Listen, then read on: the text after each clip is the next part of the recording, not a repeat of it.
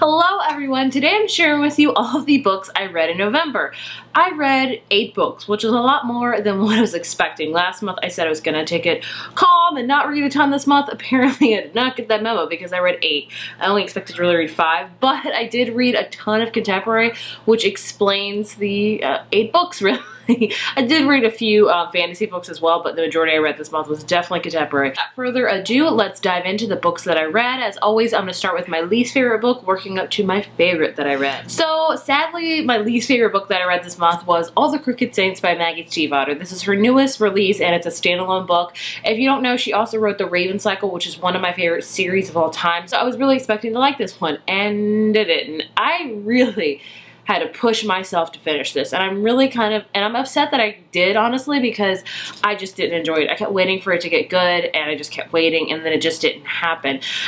It's no secret that Maggie Stiefvater's writing is beautiful. It's very flowery. I just love, she's one of my favorite authors for the sheer fact of her writing style. So it's sad that I didn't love this one. This is about, this is such a weird book to explain because it's like magical realism, and you really have to like just not even think about it and just read it. Like, you really have to separate yourself from what's actually happening in the book because it's just so, you know, kind of nonsensical. This is about 3 cousins, the Sariero family, and basically they're like miracle workers, and these pilgrims come and they look for miracles. And it's such a weird book to explain. Like, it's basically about a book about miracles, and yeah, just really didn't like it. So I only give this book like a 2.5 out of 5, and if I'm being honest with you, that's generous. And I'm not surprised because a ton of other people have also said they were not a fan of this book, and if I was being realistic with myself, I would have DNF'd it if not for the name of Maggie Stiefvater. So take of that what you will, if that's a good or bad thing. I have had a few friends that really love this book, and I'm happy they loved it. This whole book, I felt sheer confusion and just, I don't know. So this is my least favorite book of the month. I honestly would not recommend it. I'm sorry. We have 99 Days by Katie Codugno. I actually read 2 Katie Codugno books. You'll see both of them on here, obviously. I gave this one a 3.5 out of 5. This is a book that's literally told in 99 days, day 19, and then it'll be day 22. Just kidding, I skipped some, but you get the gist. So it's told like every day, but I think it generally reads like a typical contemporary novel. This is a book about love triangles pretty much. So if you love yourself some love triangles, get up on this book. We have our main character Molly, and Molly has come back home after being away at boarding school for the year because at the end of the year something really bad happened. Like, a truth came to light that she was involved with both Donnelly brothers. Molly had actually dated Patrick Donnelly for a long time, and then what happened is that Molly's mom is an author, and she wrote a new novel, and basically when she gets interviewed of how'd you come with inspiration for this novel, she's like, oh, my daughter's real life love triangle with these brothers. And obviously you can guess that Molly has had also some situations with Patrick's brother. So we have a love triangle going on between Molly and these Donnelly brothers. So she comes back into town, things are happening, a lot of slut shaming happened in this book, a lot of just very not so great things. This is a very flawed book, I'm not gonna lie to you. I feel like most of Katie Codugno books are, but I like the way she writes. And I didn't like this for the fact of the slut shaming, but they addressed it head on, and I did enjoy that they addressed it. Overall, I'm just not a personal fan of love triangles. Like, I like some love triangles, but for the most part, I'm not a fan of them. I just, no. So I would recommend this one if you're just interested for a light, fluffy contemporary that's all about love triangles. Go get yourself this book. But maybe this is not one of my favorite Katie Codugno books. Next up, we have London Belongs to Me by Jacqueline Middleton. This is a new adult. I would say it's new adult, honestly.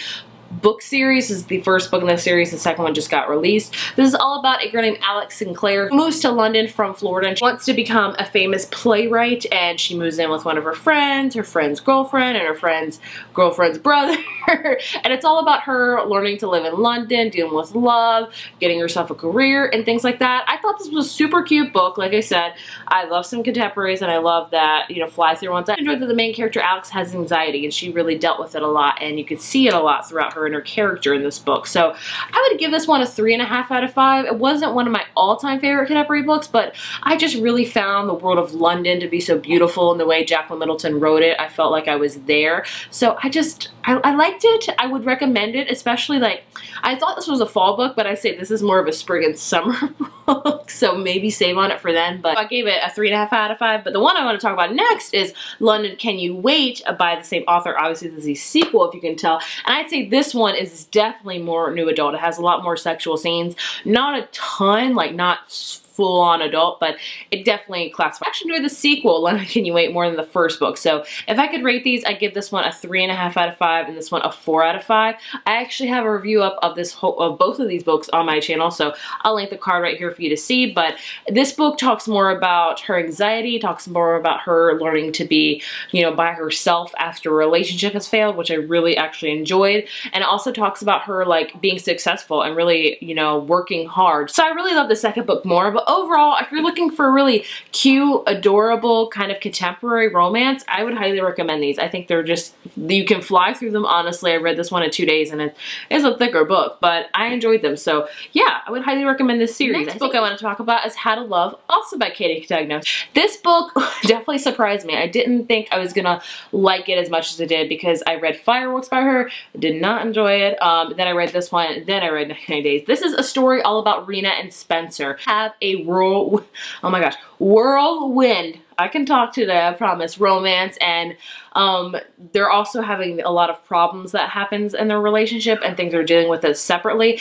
And then Sawyer just kind of disappears one day. He just leaves the relationship, leaves the house, leaves like the state, and he doesn't show up for 2 more years, and then he sees that Rena has a child, which obviously is his. So this book is told like in before, like learning of how Rena and Sawyer got together, and also after, which is present day, learning how they kind of connect again with each other after what has happened to them. So this is a flawed book. Like, these characters are flawed. Like, both of them I did not enjoy. They both had so many problematic things about them, but I found them realistic and real people. And I really also just enjoyed how the kind of before and after thing. It's not a mystery book by any means, but it added a layer of kind of mystery of like, why did they get to this point? Why did Sawyer leave? Why is he acting the way he is? Why is Rena acting the way she is? And you kind of get to learn, you know, about it chapter through chapter with going to the before and the present day. So it kind of added an extra layer of mystery to the story, which I really enjoyed. So I would give this one a 4 out of 5. I would highly recommend it. It's like one of the deeper contemporaries. I kind of rate my contemporaries of like, are kind of classified my contemporaries as like super fluffy, like really, really adorable. Then we have one that's kind of like a little bit depth, a little bit more drama and kind of, you know, real talk. And then I have ones that are really, really dark, very, very, you know, talks about a lot of important issues. So I put this one smack dab in the middle. So if you're looking for something that's not as fluffy, but not as, you know, really intense, this will be the book for you. And guys, I finally finished The Last Magician by Lisa Maxwell. This has been on my Goodreads, like currently reading for like 3 months. I just never took it down and I finally finished it. This book is a historical science fiction book, I would say. It deals with time travel. This book is going to be kind of, you know, hard to explain as well. So basically, in this book, we time travel. So we have our main character, Esta. Esta is a thief. She kind of goes back in time because she can really, because she's like has magic and her power kind of is to, you know, travel back in time and do time stuff. But she goes back in time to steal like kind of artifacts and things that won't go missing. It's kind of like Invictus by Ryan Grant in that sense. Both kind of time thieves. They'll go back and steal things. And Esta is actually sent back to, I want to say like 1902 or something like that, because this is so hard to explain. Like, when I explain fantasies, I'm like, just brace yourself. So she goes back to 1902 because she has to steal this really one important artifact that helps all the magicians out in the world pretty much, or people that have magic. And she goes back to 1902 New York because there's like this power sphere, like just, I kind of imagine it's like a big ball of energy that like by the Manhattan Bridge, I think. I'm horrible. That really makes all magic people stay within the island of Manhattan and they can't leave it. And, you know, there's these other people that are kind of really trying to control the magicians and try to take away their power, but Esta's going back to remedy all that, to get that power ball thing taken away. I have really failed of how describing this book. Just know, it's about magic, time travel, there you go. Overall, I really enjoyed this book. The first half was kind of hard to get into. The second half had so much action in it. It was kind of hard learning about this world and, as you can see, explaining about it, because it's hard to explain. Like, oh, we have to go back. There's this thing that's controlling these on these islands. Ugh, it's hard to explain. So I would give this one a 4 out of 5. I would love to get a 5 out of 5. While reading it, I was like, could this be my favorite book of the whole year? I'm not sure, but it took a lot for me to get into, and then the whole explaining of how this magic made me not love it as much. Bro, I recommend this book if you're into science fiction and time travel. So I want to talk about Emmy and Oliver by Robin Benway. I adored this book.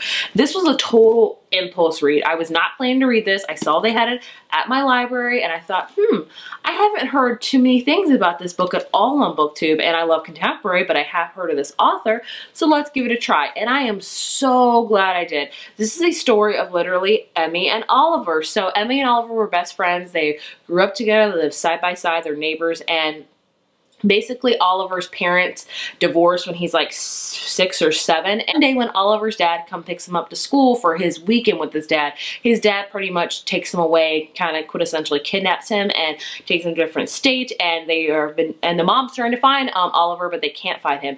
Flash forward to 10 years later when they're 17, Oliver has been found and he's now coming home. So this is about their relationship now. They had this 10-year gap in their relationship and how they're both very, very much different than, you know, when they were 7, quite obviously. I love this book. This does not focus on romance. It does have a little bit of romance, but it mostly focuses on family and the family dynamic. You know, you get to learn why Emmy's parents are so protective over her because of what happened to Oliver. You get to learn about Oliver and how he feels like he wasn't really kidnapped because it was his dad, and he had a good life with his dad, and he's having a hard time adjusting to living with his mom and calling that place his home when he considered, you know, when he was with his dad, his home. So he's very, very conflicted of how he feels. It's also, you know, how he's adapting being with these people that were his best friends when he was younger, but obviously they're both also different. So I loved this book. I would give this book like a 4.5 out of 5.